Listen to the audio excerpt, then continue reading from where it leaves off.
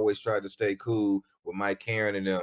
You know, you don't want to burn no bridges because you never know when you might need them again. You might get walking back, need their distro again or whatever, man. You know, it's business. You know what I mean? And if you know your business and you got lawyers, it shouldn't be no problem. You know what I mean? You just got to have somebody doing your paperwork. But I make sure I always, my Rolodex is real nice, and anybody I done did business with, you know, is they gonna welcome me back. You know, to this day, anybody, whether studios, artists I done dealt with, they ain't gonna talk bad about Black. Right. Speaking of lawyer, now I gotta throw this out there. When do you feel like it's necessary to get a lawyer in your career, involved in your career? At what point? ASAP? Like ASAP Rocky? ASAP. Soon as Why ASAP? Because I mean, unless you know how to read your own paperwork, soon as paperwork come into play, you better have a relationship. I mean, you better have a lawyer on deck. You know what I mean? If not, you're gonna be going around looking for one and trying to find one. So it's good to have stuff like that already on deck.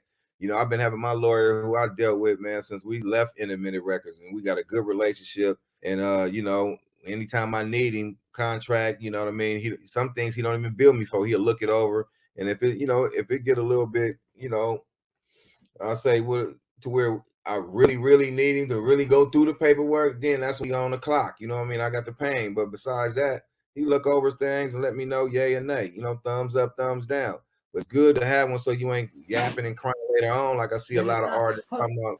That's how y'all know y'all killed it. I mean, this is crazy, to be honest. The magnitude that you was moving, and y'all was moving because literally you were working with these stars in their primes, pretty much. So it's not like, you know, you didn't wait. You were kind of. At what moment did you realize that you was in your prime?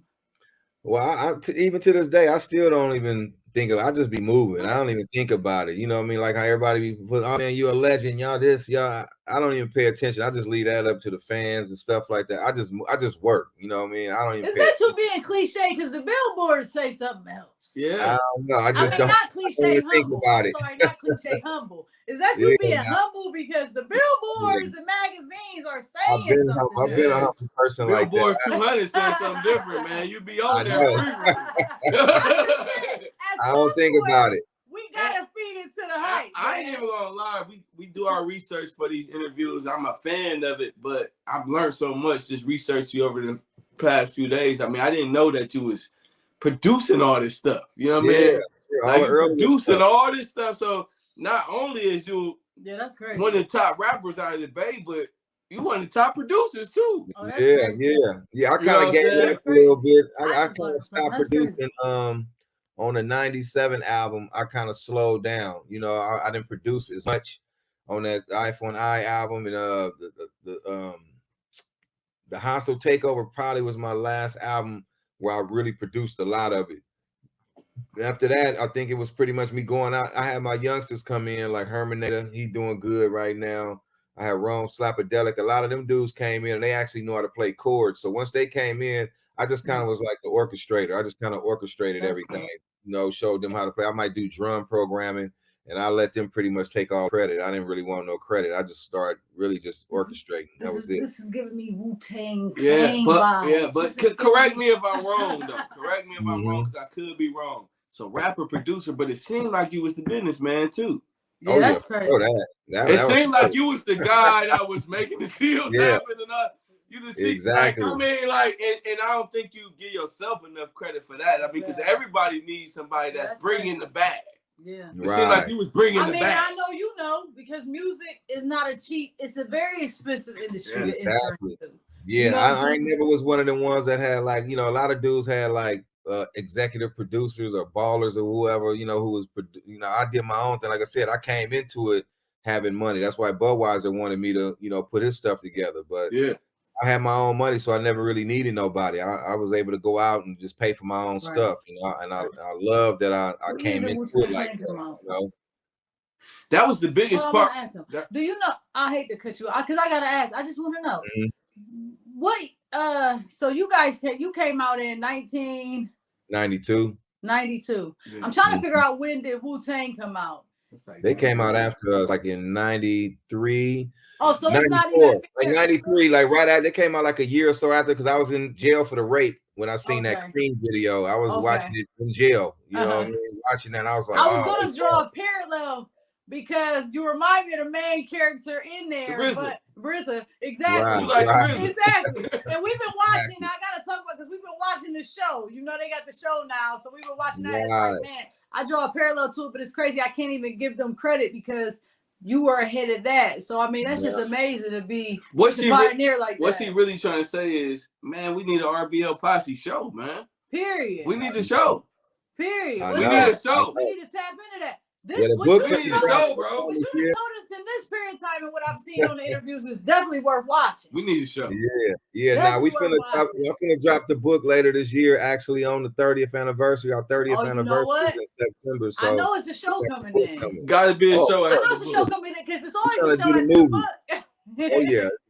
Man, once you got the show, I can't wait. And you know what? I'm gonna read the book. I can't wait. Yeah. Once again, you can tell us when is it dropping and what's the name of your book and when it's dropping in September. September is actually our 30th anniversary, but we're gonna celebrate all this year. We dropping merch and everything. I'm doing a bunch of collabos this year, but the book is called Black Sea from the Block, A Part of Survival. We use one of the titles off our first album, Part of Survival track, and it's called From the Part of Survival from the Block to the Booth. All right, he don't know, huh? Antonio, he don't know. Y'all hear me? Again. Now you're gonna have to do it again.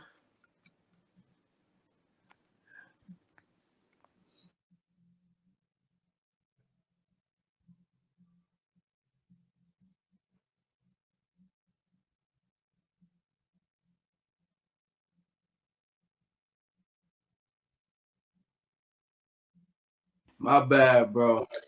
Look, don't kick us out yet, man. It's just always, you know how you going through haters and shit. It's some haters calling the phone. Yeah, they call. They know we on with RBL. They know we on RBL. They doing? They trying to get their questions in. I'm gonna cuss him out after we get off. They trying to get their questions in. I told them we're not going live. This is tape. We can't go live with the celebrities. This is tape. Right. We gotta do celebrities right. They trying to get their questions in. It's crazy. They keep calling. They know we on live.